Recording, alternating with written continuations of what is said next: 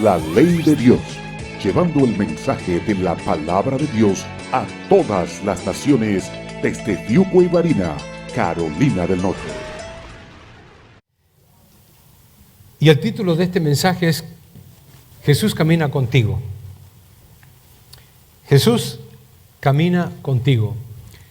Y vamos a ponernos de pie para poder leer Lucas capítulo 24, del 13 al 27. Dice de la siguiente manera: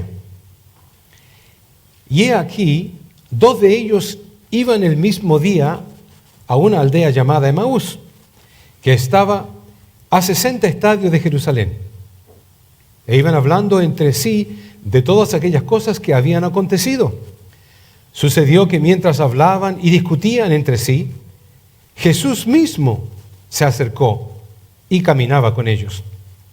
Mas los ojos de ellos estaban velados para que no le conociesen. Y les dijo: ¿qué pláticas son estas que tenéis entre vosotros mientras camináis?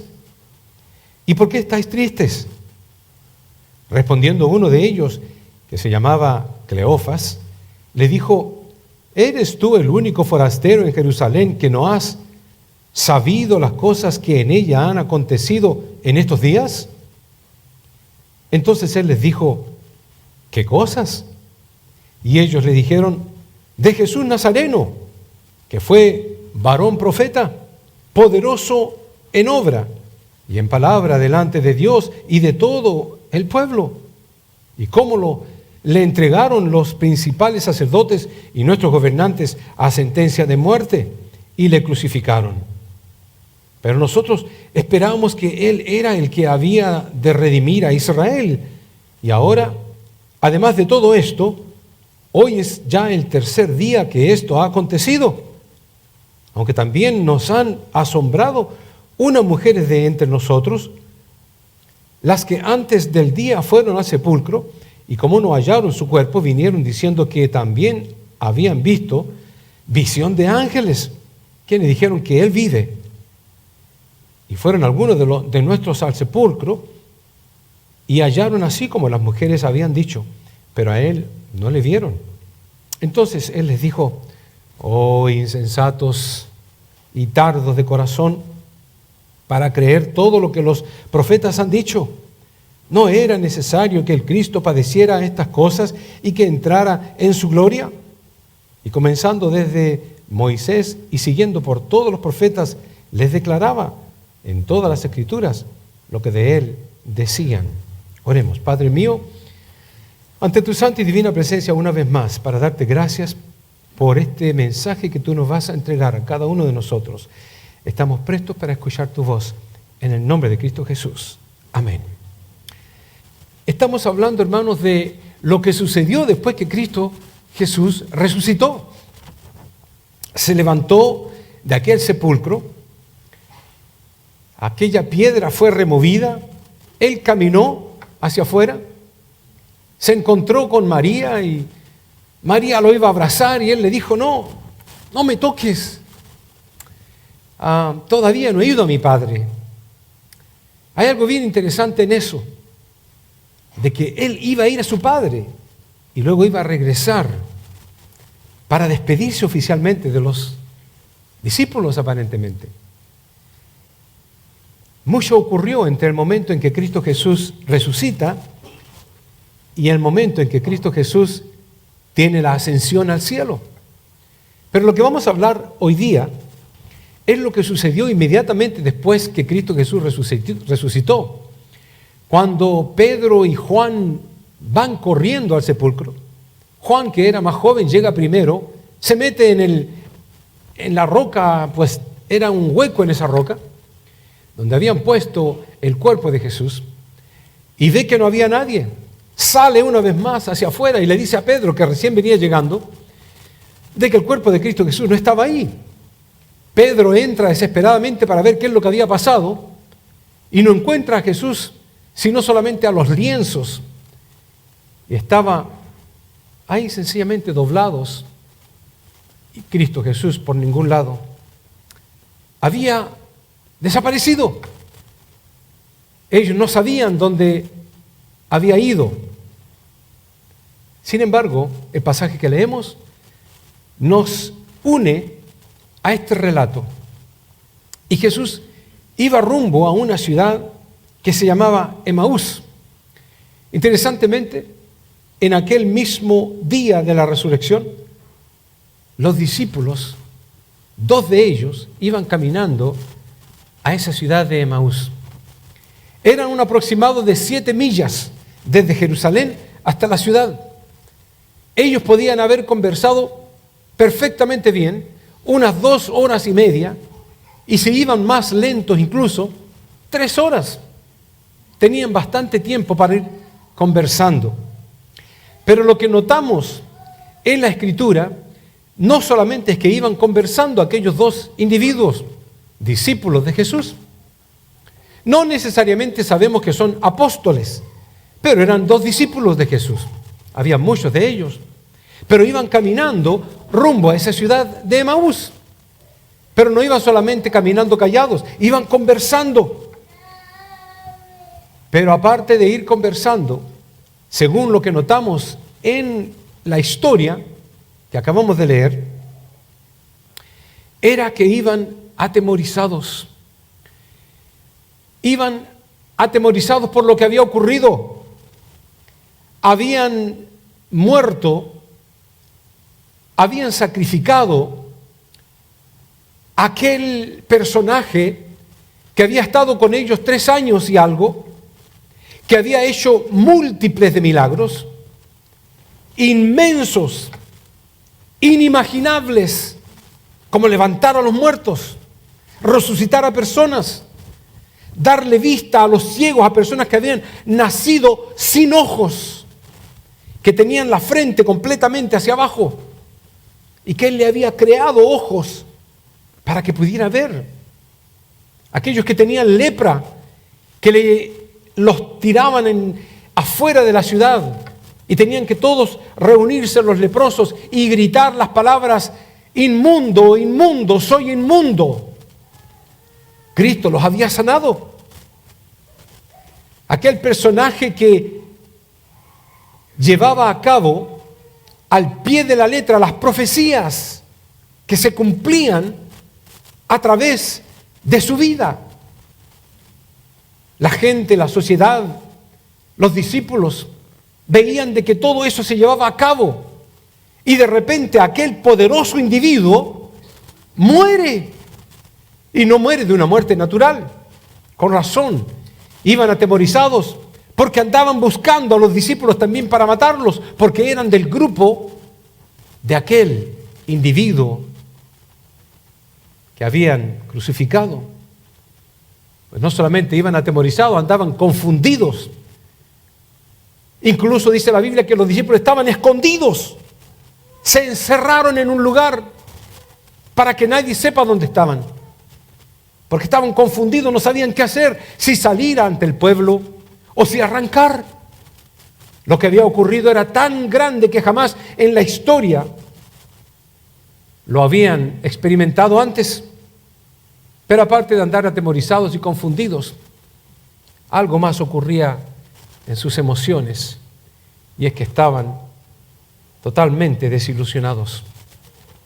Aquel caudillo, aquel que vino entrando en un burrito y le ponían los mantos y las hojas de palmeras en indicación a el rey que venía entrando, a reconocer de que era el que les iba a rescatar del Imperio Romano, lo habían muerto, lo habían matado.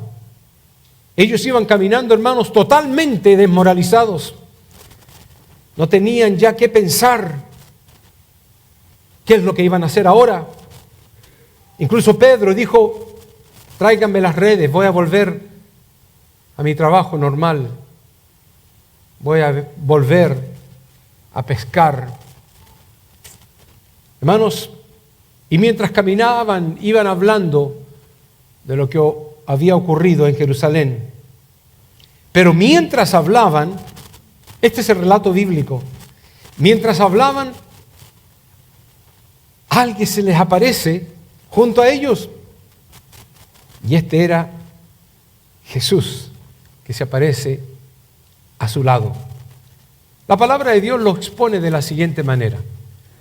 Sucedió que mientras hablaban y discutían, noten ustedes, iban hablando del tema, iban discutiendo del tema, Jesús mismo, dice el versículo, se acercó y caminaba con ellos.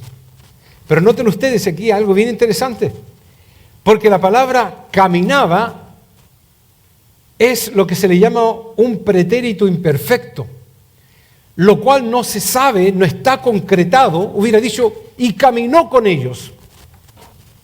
En otras palabras, Jesús pudo haber estado caminando con ellos un buen rato y ellos no se daban ni cuenta.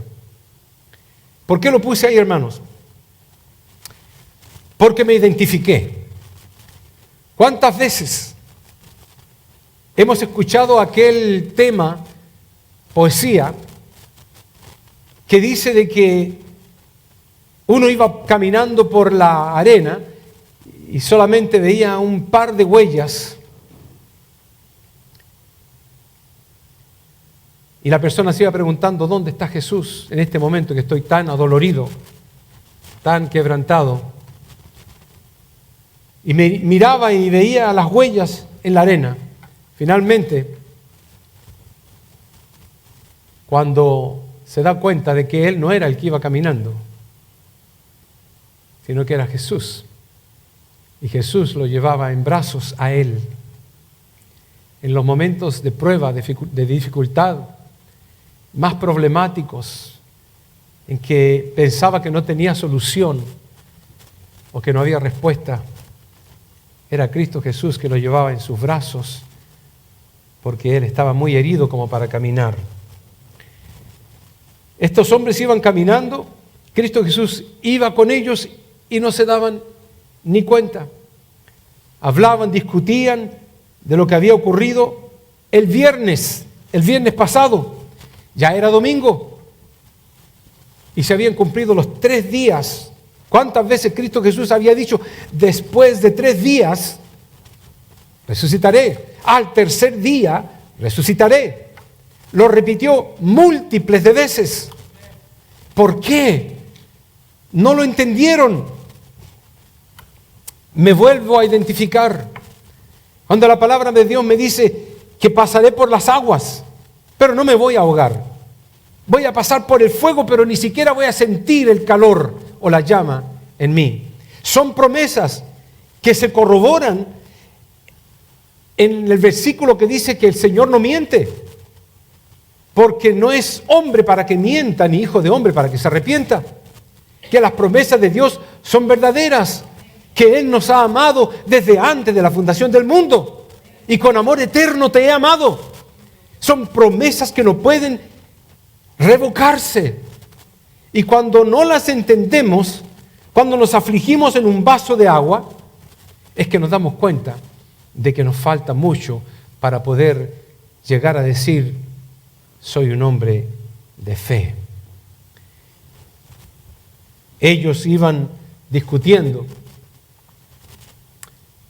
pero ellos seguían viviendo en el pasado. Seguían viviendo el viernes. Era domingo, pero seguían viviendo el viernes. El ver a Cristo golpeado, el ver a Cristo sangrentado, el ver a Cristo que lo tiran después al piso y eventualmente lo ponen en una tumba. Ese fracaso, esa derrota, la seguían viviendo ellos. ¿Quién les iba a quitar esa desilusión? ¿Saben lo que pasa, hermanos? Aquí podemos ver de que iban enceguecidos por lo que había sucedido. Ellos se estaban concentrando en el día viernes. Seguramente el día sábado continuaron concentrados en el viernes. Llegó el día domingo y siguieron concentrados en el viernes, en la derrota, en el problema, en el no soy nadie, en el no soy capaz, en el no he logrado nada. En el ya tengo 40 años y no soy dueño de una casa, me decía un individuo en una oportunidad que estaba dando un consejo. Ya tengo 40 años y no soy dueño de una casa, todavía la estoy rentando. Eso no es necesariamente una muestra de fracaso. Eso es seguramente una muestra de mala coordinación de sus dineros o poca sabiduría en cuanto a no comprar lo que tenía que comprar y ser moderado en sus gastos u otras cosas más. Pero hermanos, vivir en el pasado, que es malo. Otros viven en el pasado no por la derrota, sino por quien yo era, pero hoy no lo soy. Yo era un buen cristiano. Yo era un evangelista en la calle. Yo era aquí y allá. Pero hoy, ¿dónde estás? Hermanos, es interesante el pensamiento del hombre, porque tenemos la tendencia automática por causa del pecado innato de creer que somos más de lo que somos verdaderamente. Y cuando Nabucodonosor pensó de la misma forma, Dios le dijo, bueno, yo te voy a demostrar lo contrario. Y entonces lo tiró a tierra y lo convirtió en un animal, prácticamente de forma física, porque hasta plumas y pelos largos enredados le salieron. Hermanos, la humildad es algo tan importante en toda situación y circunstancia ante Dios, que no tengamos mayor concepto de sí mismos, pero ellos iban enceguecidos por el pasado y por eso no se daban cuenta que Jesús caminaba con ellos. Estaban tan preocupados de la derrota que no se daban cuenta que el Maestro iba con ellos. Si esa circunstancia me ocurriera a mí, qué vergüenza me daría ante Dios. Y muchas veces, hoy día le hablé a los diáconos algo en privado que mi corazón tenía en dolencia y ellos me comprendieron, me dieron ánimo. Al final tomamos de las manos todos los varones y oramos. Eso es una iglesia.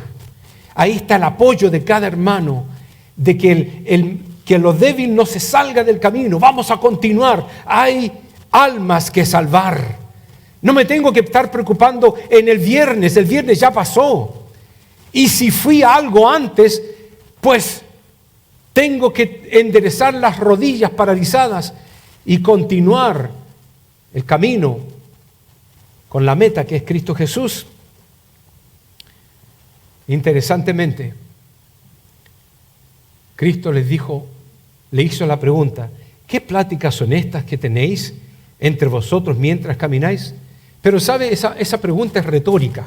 Cristo Jesús sabía lo que estaban hablando. Él lo sabía antes de acercarse a ellos. Él es omnisciente, omnisapiente. Él sabía lo que aquellos individuos, sus discípulos, iban pensando y definitivamente lo que iban hablando. Pero se acercó. ¿Qué pláticas son estas? Es como que el Señor nos tiene que llamar la atención con alguna pregunta retórica. Date cuenta dónde estás. Mira la iglesia donde Dios te ha puesto. ¿Por qué buscas otra?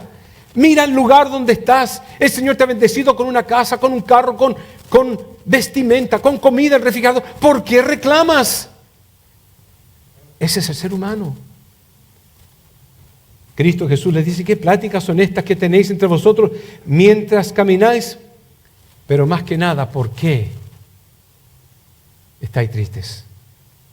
¿Tienes razón para estar triste? ¿Tienen razón para que estén acongojados? Bueno, si lo miramos desde un punto de vista humano, que no tiene fe, sí, murió Jesús, lo mataron. Pero si lo vemos desde un punto de vista espiritual, profético, de que Dios tiene en control todas las cosas, no solamente algo mínimo, sino que todo en detalle Él tiene control. Entonces no debiéramos estar tristes, debiéramos estar confiando en Dios y eso se llama fe. El confiar en Dios se llama fe en cualquier circunstancia. La palabra de Dios nos dice que ellos respondieron: nosotros esperábamos que Él era el que había de redimir a Israel. Y ahora, además de todo esto, hoy es ya el tercer día que esto ha acontecido. Sin duda alguna, en la mente de ellos, el cuerpo de Cristo ya tenía gusanos. Sin duda alguna, las ideas posibles de que hubiera rescatado a Israel del Imperio Romano se habían ido por la borda. Él era, pero aparentemente nunca lo fue. Sus esperanzas habían quedado frustradas porque, como dije, ellos pensaban que Él era, pero resultó no ser. No organizó ninguna revuelta. No se defendió cuando lo arrestaron. Ni siquiera bajó de la cruz cuando lo estaban crucificando. Y hoy es el tercer día y no pasa nada. Todas sus esperanzas estaban por tierra, frustradas. Pero déjenme decirle algo, hermanos. Entendemos que el Nuevo Testamento es de la gracia. El antiguo pacto era de la ley. Y ellos vivían la ley. Estaban en la transición de ley a gracia, cuando la iglesia de Cristo fue establecida por Jesús. Pero al vivir ellos la ley, ellos habían entendido mejor que usted y que yo, que Miqueas 5:2 decía: de ti saldrá el que ha de ser gobernante en Israel. Y esa es la idea que ellos tenían, que el Mesías, aquel que entró en un pollino, iba a ser el gobernante de Israel, sin duda alguna.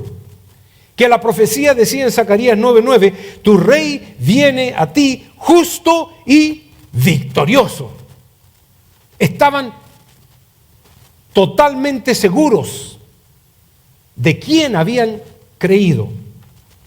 De que Isaías 9:6 decía: se llamará admirable, consejero, Dios fuerte, Padre eterno, príncipe de paz. Y continúa el versículo hablando de que era un triunfador y que venía a establecer su reino, quiera quien lo quiera. Isaías 61 también lo decía: es enviado a publicar libertad a los cautivos y a los presos, apertura de la cárcel. Pero ¿qué había pasado con todas esas promesas en la mente de ellos? Nosotros pensábamos que Él era. ¿En qué estaban pensando ellos entonces? Las expectativas de estos discípulos no incluía de que humillaran a Jesús de esa forma. ¿Qué habrán sentido cuando vieron de que lo fueron a atacar? Con razón Pedro sacó la espada. Dijo: aquí entro yo como acompañante nada más, como sidekick de Cristo, como un complemento del gran poderoso que va a traer destrucción. Y sacó su espada. ¿Y qué fue lo que le dijo Jesús? Guarda tu espada, Pedro. Pedro quedó confundido. Cuando lo arrestaron y lo llevaron en cadenas, todos ellos seguramente algo va a pasar. Hasta los mismos fariseos, cuando lo miraban: si tú eres el Hijo de Dios, como tú dices, baja de la cruz, baja. Hasta el que estaba crucificado al lado: es verdad, si tú eres el Hijo de Dios, sálvanos a nosotros también. Ellos esperaban un cambio radical. Ese es el problema de la sociedad actual. Quieren un cambio drástico, un cambio inmediato, un cambio microwave ovens. Señor, te pido esto, y si no se lo da, ¿qué vamos a hacer? Dios ya no me ama, o Dios me quiere solamente sufriendo. Cuando el conocimiento de Dios va más allá, todo lo que Dios hace es bueno para nosotros. La palabra de Dios lo confirma, que todo obra para bien a los que aman y temen a Jehová. Todo. Y el todo es un absoluto bíblico. Nada queda fuera. Pero nosotros estamos todavía viviendo en el viernes, en la derrota. Estas personas pensaban de que nada le iba a pasar, obviamente, a Jesús, como le pasó. Si lo habían humillado de esa forma, menos iba a ocurrir que lo iban a matar de esa forma. Y sin duda alguna, entonces, menos iba a resucitar después de muerto. En sus mentes, como en la mente de muchos, ese Jesús estaba descalificado. Esa es la sociedad de hoy. Prefieren a un Cristo crucificado, lánguido, en una estatua o en una cruz de madera, pegado por allá bien arriba en la pared, porque ese Cristo no le va a redarguir sus mentes ni sus corazones. Ese Cristo no habla, está tranquilo, callado. Entonces Él les dice: oh, insensatos. Esa es una palabra fuerte, ¿sabe? Oh, insensatos. Si yo escuchara esas palabras, sabiendo que vienen de Cristo Jesús, que me dice a mí: insensato, tardo de corazón, me tiraría al piso. ¿Qué habrán hecho esos hombres? Cuando Cristo les dijo insensatos y tardos de corazón para creer en todo lo que los profetas han dicho. Y ahí le hace la pregunta: ¿no era necesario que el Cristo padeciera estas cosas? ¿Por qué tenía que recordarles eso si ellos tenían que haberlo sabido? ¿Por qué tenía que recordarles el Antiguo Testamento? Bueno, tenían 3 horas de camino.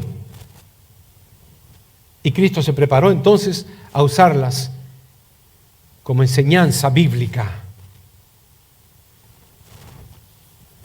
Le dijo Cristo: ¿no era necesario que el Cristo padeciera estas cosas? Que entrara en su gloria. Tardos para creer lo que estaba escrito.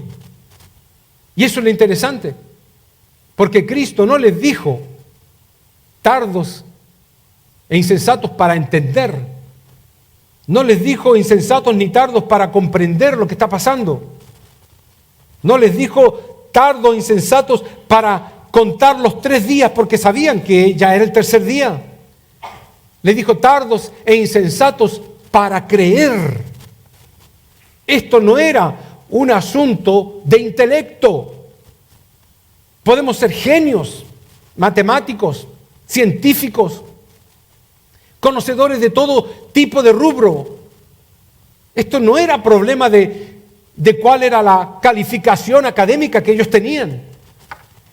Este problema era un asunto de fe. No tenían fe. No era un asunto intelectual, no era un asunto de conocimiento, tampoco era un asunto de amar a Jesús. Estaban tristes porque lo habían matado, lo amaban. Esto era un asunto de creer a Jesús. No de creer en Jesús, sino de creer a lo que Él había dicho. Era un asunto de creer la palabra de Dios. Por eso Cristo Jesús dice: oh, insensatos y tardos de corazón para creer todo lo que los profetas han dicho. Y cuando dijo eso, La palabra indica que en ese momento comenzó desde Moisés, desde el Pentateuco, desde por allá el primer libro de la Biblia, desde Génesis comenzó. Cuando dice Moisés, habla precisamente de Génesis y de todos los demás libros. 5 primeros. Cristo Jesús no perdió un momento y comenzó a indicarles desde Génesis dónde es que Él estaba en el libro de Génesis, de Éxodo, Levítico y sucesivamente todos los demás libros. No solamente entre ellos, porque dice, y comenzando desde Moisés, siguiendo por todos los profetas. Él comenzó por Isaías, por Malaquías, hasta llegar a Malaquías, hablando de todo lo que la Biblia decía de Él. Hermanos, la Biblia, el tema principal de la Biblia es Cristo Jesús. Todo tiene que ver con Cristo Jesús, todo, absolutamente todo. No es tu carro, no es tu casa, no es tu vestuario, no es tu comida, no es tu condición, ni tu enfermedad. Cuando creemos que nosotros por causa de nuestra situación somos el centro del problema. Ojalá todos sepan lo que estamos atravesando. No, no es así. Se los digo con mucha razón y testimonio personal. Nosotros no somos el centro de la atracción. Es Cristo. En toda circunstancia y situación. La palabra del Señor dice que Cristo comenzó a hablarle de su vida, lo que Él pudo recordarles a ellos desde Moisés, atravesando por los profetas, les declaraba en todas las Escrituras lo que de Él decían. Aquí el protagonista es Cristo. Y Cristo es y debe ser el protagonista en tu corazón, en tu vida, en tu matrimonio, en definitivamente la iglesia, en tu trabajo. No tú, no ganar un peso más. Es increíble cómo podemos nosotros seguir viviendo en el viernes. Pero ahí es cuando la palabra de Dios dice, más los ojos de ellos estaban velados para que no le conociesen. Algo les velaba, algo les tapaba la vista espiritual. Precisamente el vivir en la congoja, en el pasado, en el problema. Sus ojos estaban velados y por eso que la palabra de Dios lo dice, donde no hay visión el pueblo perece. Si no hay visión, van a perecer. Donde no hay visión, dice otra versión, el pueblo se pierde, se extravía. Y otra versión también dice, donde no hay visión, el pueblo se desenfrena. Todo esto, donde no hay visión. Porque sin visión, el pueblo perece, el pueblo se extravía y el pueblo lamentablemente se desenfrena en pecado, en maldad. Sin visión, no solamente perece y se extravía y se desenfrena el pueblo, pero la gente, los gobiernos, los hogares, las familias y tú también. Si tú no tienes visión, vas a guiar a tu familia al hueco. Créanme, donde no hay visión, la iglesia se va al hueco. Donde no hay visión, los gobiernos se quedan como Estados Unidos, de pique al hueco. Donde no hay visión, ¿qué tipo de visión se necesita? Obviamente, la visión que nos ofrece la palabra de Dios, solamente mirar lo que está escrito en la Biblia y entender el mensaje, porque donde no hay visión, la gente perece. Dice la palabra de Dios, son ciegos, guías de ciegos. Y si el ciego guiara al ciego, ambos caerán en el hoyo. Donde no hay visión, hermanos, la gente mira livianamente el Evangelio. Una religión más. Una iglesia más. Compara las cosas. ¿Cuántos hermanos no han ido a otra iglesia porque creen que el gloria a Dios, aleluya, les va a motivar? Y después regresan. Pastor, ¿podemos regresar como miembros de la iglesia? Yo les hago la pregunta, ¿por qué? No me convencieron las múltiples de iglesias que hemos ido. Porque hoy en día, hermanos, donde se predica la sana doctrina, cuidado. Y pudiera decir muchas otras cosas más porque me vienen a la mente casos como tales a menudo. Dale gracias a Dios donde el Señor te tiene. Donde no hay visión, la gente mira livianamente su lealtad a Cristo y mira livianamente incluso su salvación. Donde no hay visión, la gente se extravía y la palabra de Dios dice, en los cuales el Dios con minúscula de este siglo cegó el entendimiento de los incrédulos para que no resplandezca la luz del Evangelio de la gloria de Cristo, porque donde no hay visión la gente se extravía y se pierde, perdió su rumbo, perdió su dirección. La palabra del Señor dice, otra vez Jesús les habló diciendo, yo soy la luz del mundo, el que me sigue no andará en tinieblas, sino que vendrá a la luz de la vida. Donde no hay visión, la gente se desenfrena en sus propios pecados, pues habiendo conocido, dice, a Dios, no le glorificaron como a Dios, ni le dieron gracias, sino que se envanecieron en sus propios razonamientos. Y su necio corazón aún más fue entenebrecido. La gente se desenfrena y dice la palabra de Dios, quienes habiendo entendido el juicio de Dios, que los que practican tales cosas son dignos de muerte, no solo las hacen, sino que también se complacen con los que la practican. Invitan a otros a pecar. Hay una confusión moral en el día de hoy. Es increíble las razones que dan la gente para cometer pecado,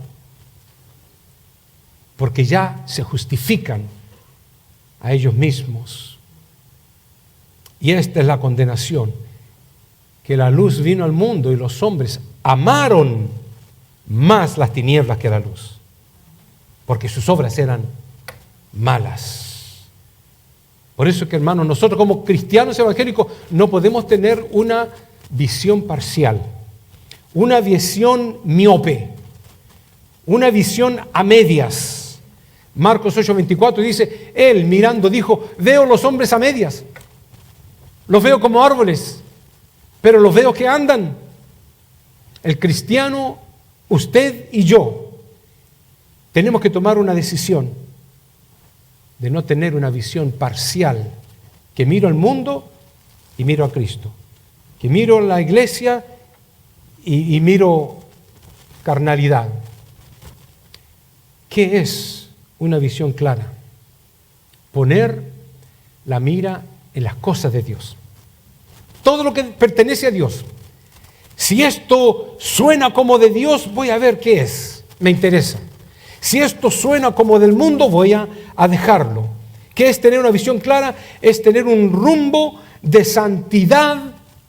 ¡Wow! Esa palabra me asusta. Sí, un rumbo de santidad para tu vida. Proponerte con deseos, con voluntad propia, porque nadie te pone una pistola, desear actuar bajo las reglas divinas, llevar un camino de santidad. Deja la copa a un lado ya. Si te emborracha la copa, déjalo. Si la pornografía te atrae, quítate un ojo. No, no es así tampoco. Pero déjalo a un lado. Rompe tu computadora por último, o tu teléfono, o lo que estés utilizando. Si la vecinita de enfrente te llama la atención, clama a Cristo en ese momento. La palabra del Señor dice que si tienes un pensamiento malo, llévalo cautivo, o sea, cautivo, encadenado a los pies de Cristo. Mejora tu vida, arregla tu camino. Si estás viviendo en fornicación, en adulterio, cásate. No vivas en fornicación. Hay una condenación eterna para los desobedientes. Si no eres fiel para con lo que Dios ha establecido en una iglesia local, pues ni siquiera vengas, porque va a ser peor. Los tibios van a ser vomitados por la boca de Dios. Sí, Hebreos dice que yo voy a dar una cuenta ante Dios de cómo fui pastor también. Así que no estoy exento de todo esto. ¿Qué es tener una visión clara? Saber hacia dónde te diriges espiritualmente. No vivas en el pasado, el yo era, el yo hacía esto o este otro. Mira hoy dónde estás y piensa si tienes posibilidades, porque la palabra de Dios dice, arregla lo que está para morir.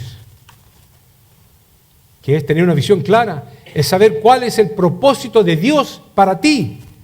Y el propósito de Dios se sabe única y exclusivamente a través de las Santas Escrituras. Ahí nos dice claramente, cuando le respondieron aquellos discípulos a Jesús, todo lo que le dijeron, Cristo Jesús les dijo, insensatos, tardos para creer. ¿Qué es tener una visión clara? Es reconocer tus fallas y arrepentirte, aunque sea todos los días. Alguien dice, no puedo estar arrepintiéndome todos los días. ¿Por qué no? Las misericordias de Dios son nuevas todos los días. Por supuesto que podemos arrepentirnos todos los días. No tengas temor de venir al frente, ¿por qué no? ¿Me da vergüenza o eres demasiado orgulloso o eres muy perfecto? No, señores, vivamos la realidad, lo que somos. Un vaso de barro creado por Dios para honra. Y muchas veces lo convertimos en un vaso de deshonra. La palabra del Señor dice, he aquí el tiempo, la hora, el tiempo aceptable, y he aquí ahora el día de salvación. El que tiene una visión buena ve más allá. Si tú tienes una visión buena espiritualmente, vas a ver más que yo. No significa que yo sea algo o nadie, no. Pero si el Señor te ha establecido en una condición espiritual sana, no miope, vas a tener una visión que va a ver más allá de lo que ve el pastor, más allá de lo que ve el hermano, más allá de lo que ve la hermana. Vas a mirar el reino de los cielos que se lleva a cabo con tus palabras, con tu predicación, con tu actitud y con tu testimonio ante los demás. Vas a ver más, porque el Señor te va a dar una visión clara. Vas a tener una visión que va a traspasar de lo natural a lo sobrenatural. De un simple asistir frío a la iglesia a un asistir en gozo, en alegría y en saber que tu Redentor vive y que tu nombre está inscrito en el libro de la vida en los cielos. Eso es ver de lo natural a lo sobrenatural, ver más allá de lo temporal a lo eternal, de los obstáculos al premio mayor que es nuestra recompensa en el reino de los cielos, de lo nublado al sol de justicia que trae sanidad, como aquella mujer que se arrastró porque entendía que venía el sol de justicia y dijo, voy a tocar los tisits, que eran los cordeles que caían del vestido de Jesús, y fue sanada. Ella pudo ver más allá de todos los que la rodeaban. Vas a ver más allá de un cuerpo enfermo a un cuerpo glorificado, más allá de los problemas, a las promesas de Dios.